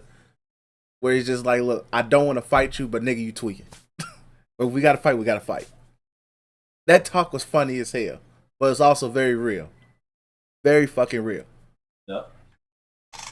And then also just how Jay just said, fuck you niggas, and it's just like, I respect that. Tired being in the middle of it, I'll figure it out. Which is also development for, hey, Jay, I ain't nobody's bitch. Fuck you niggas, y'all figure that out. But that talk they had was funny. But literally leading up to it, where Roman was like, he wants me to talk to him in his locker room, eat a dick, was funny. But then we proceed to the end where Ray challenges Roman, calls that nigga a rat bastard. He initially put out the challenge, bro. Bro, I told you Ray came out on his Dom Toretto talking about family. He did talk about family. I Yes. wanted this back in Royal Rumble, but hey, this is cool. Ray comes out, talks his shit about family. Roman comes out, says, hey, family. Ray calls that nigga a rat bastard, acknowledges him as a rat bastard. Stuff happens. Kendo stick magically spawns. Ray gets his ass beat regardless. Dominic magically appears, hits Roman with the kendo stick. Stop hitting Roman with kendo sticks because I think that just pisses him off even more. So stop, please. He grabbed it at one point and just said, "Yeah, fuck this." He grabbed it both times and said, "Fuck this shit." And then he proceeds not only to whoop their ass, he used a WWE 2K move where you use the grapple system to put your opponent in a powerbomb position and literally toss this young man out of the ring. That's one of the best moves I've seen all year. popped that nigga out the ring effortlessly. And then proceeded to act like, and then just cheer himself on. Oh, and then he kicks Ray in the head, and Ray look like like when they put "wasted" on GTA to get a slight bump and it just says "wasted." That's what happened to Ray at the end. Roman does a lot of great stuff. Roman was awesome again. It's funny. SmackDown was also good. When they announced this match, I forgot that Hell in a Cell is literally on Father's Day. That makes this even worse. Yo, that nigga go down Father's Day. Dominic is about to be fatherless after Sunday, bro. I'm sorry. Oh shit! And they doing this inside the cell. What's funny is Ray wasn't even thinking about the title. He said, "I just want to fight you in the cell." Paul could have came out. Paul accepted the challenge for him on Talking Smack the next day. Paul could have just said, "Yeah, we accept the match, but it's not gonna be a title match." He could have said that if he wanted to. They added the title just for incentive base, but we know that belt is not coming off that nigga. Oh. But let's go ahead and preview Hell in a Cell and go ahead and wrap this shit up. We only have 5 matches as we speak. Alexa Bliss versus Shayna Baszler. Alexa Bliss wins. Niggas gonna be mad. Something I found on the web. Alexa, stop. I keep forgetting. Fiend Bliss beats Shayna Baszler. Any other predictions in regards to this match? No, not really. No. All right, cool. Then we have Bianca Belair versus Bayley in the singles for the women's belt. Bianca wins. I feel like she legit gets a clean win this time around. So, you know, agreement. Ooh, Black Girl Magic continues to win. Also, Montez Ford, you're a blessed man. That is all. Don't mess up. I'll be waiting. Oh, I'm gonna show him this clip just so he can whoop your ass. Anyway, there's 3 women matches in this card. Rhea Ripley versus Charlotte Flair. I'm surprised this is not in the sale, but Rhea Ripley versus Charlotte Flair. I think Rhea wins, but I wouldn't be shocked if Charlotte beats the shit out of her. Especially like after how Raw ended with them. Well, not ended, but they segment on Raw. Matches in the sale, by the way. I know Alexa and Shayna isn't. No, that's not in the sale. The only matches in the sale that's confirmed is Bobby and Drew and Ray and Roman and Ray. Yeah, so they probably gonna use that red ass sale. So the less they use it, the better. But yeah, so I think Rhea wins, but I wouldn't be shocked if Charlotte wins. Yeah, I feel like it's a possibility to go either way. Then Bobby versus Drew. I think Drew gets screwed in this match. I think he gets screwed. I don't think they're taking this belt off of Bobby. This is where the conversations with Kofi and MVP look interesting, because let's just say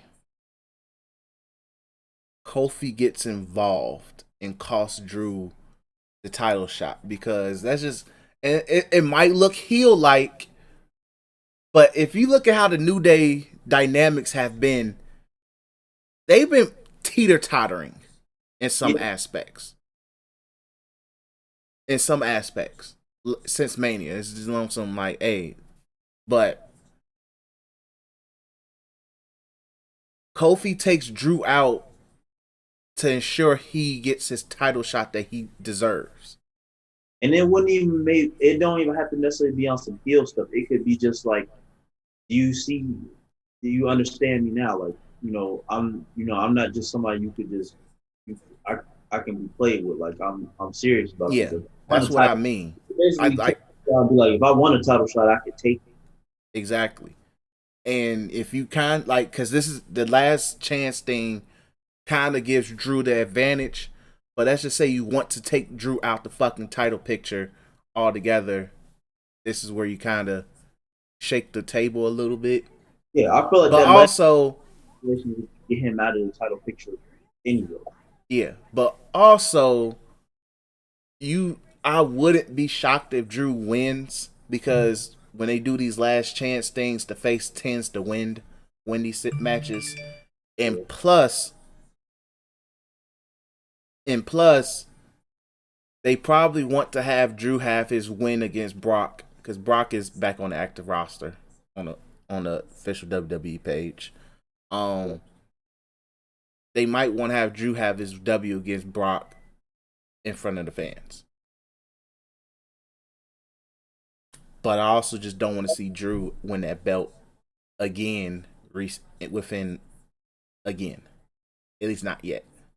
But at the same time, I feel like if they gonna do it again in front of fans, it's gonna be at like a pay per view, like a SummerSlam or. That's what I mean. I think they want to have Drew with the belt when the fans come back in the picture. We could still get Bobby versus Brock at SummerSlam, right?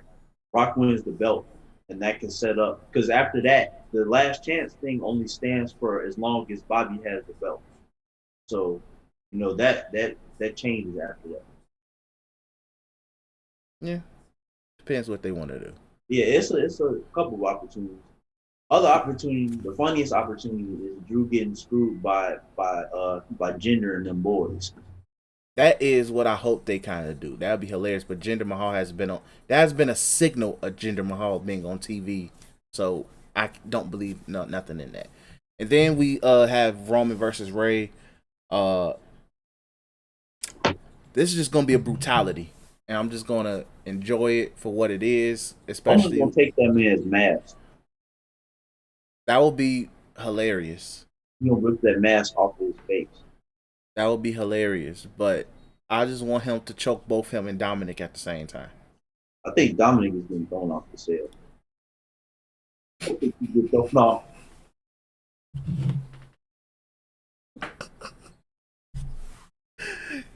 Hopefully not powerbomb style, because he might die, but I think he's gonna get tossed off. If that happens, it happens. I don't think nobody gets tossed off. In some type of presence, but I'm not really sure. That's kind of a wait and see for me. But I just want to see Roman choke both Ray and his son at the same time. That's all I want, because I know he's gonna whoop his ass. That's all that matters, and just how he does it. But anyway, that's Hell in a Cell. That's it for wrestling. AEW didn't do nothing special. Mickey James is mad because Triple H said, "I'm not sending my women to work for your jank ass pay per view. Kiss my ass." So wait, so she actually asked for them to send, let them borrow some talent? She put it out in the public saying, "I would like some of the WWE women to do a one-off pay per view with NWA." She put it publicly. It wasn't like she called them like, "Hey, put it publicly out there, trying to use the fat, sloppy wrestling community to kind of apply pressure. That wasn't cool. Well, it wasn't cool. It wasn't smart because fuck you. But yeah, so that's it for wrestling. Thanks for listening. Make sure you of course follow us on Twitter at 3s from the ring, 3S from the ring. I'm mad the Clippers is up, but it is what it is when it comes to that. But yeah, make sure you follow us on Twitter at 3s from the ring for all our takes on anything wrestling, basketball, combat sports. Make sure you check out youtweakingmedia.net for new merch. We got new merch out. Check out our anti-rock Lee merch that we got out. The quotation tee merch is slowly coming out, so check out the anti-rock Lee shirt, hoodie. Check out the Luca Hive We Live shirt that I got. Check that out. So more on the way, so keep checking them out. 20% off until for the month of June for UTM 20, or if you just want free shipping, UTM ships. That's just going to be permanent at this point. But yeah, and if you watch us on YouTube, like, comment, subscribe. Make sure you subscribe. Check out all the content we got on there. Check out our E3 coverage. If you have not yet, check it out. Really dope stuff. Me and Cam and Datro literally spent hours watching mid shit. So, and trying to make it entertaining, which we did. We definitely did. Except that PC shit. If you just want to see depression in our faces, watch that PC video. Because within the 30-minute mark, we was fed up. But check that out. Make sure you do. It's great shit right there. And check out the new Black Otakus episode, which just popped up on there as well. And if you're on the audio side of things, just want to listen to the podcast, whether we're on Spotify, SoundCloud, Apple, check us out. Greatly appreciate it. Stream Chaz Vibe on all DSPs. All the smoke is up right now. Just stream that shit. Keep it going. Keep my boy prospering. Because literally, I don't want to turn the Suge Knight on you niggas. You don't want to become Suge Knight. But anyway, thanks for listening and peace. See y'all next week. Viva, man.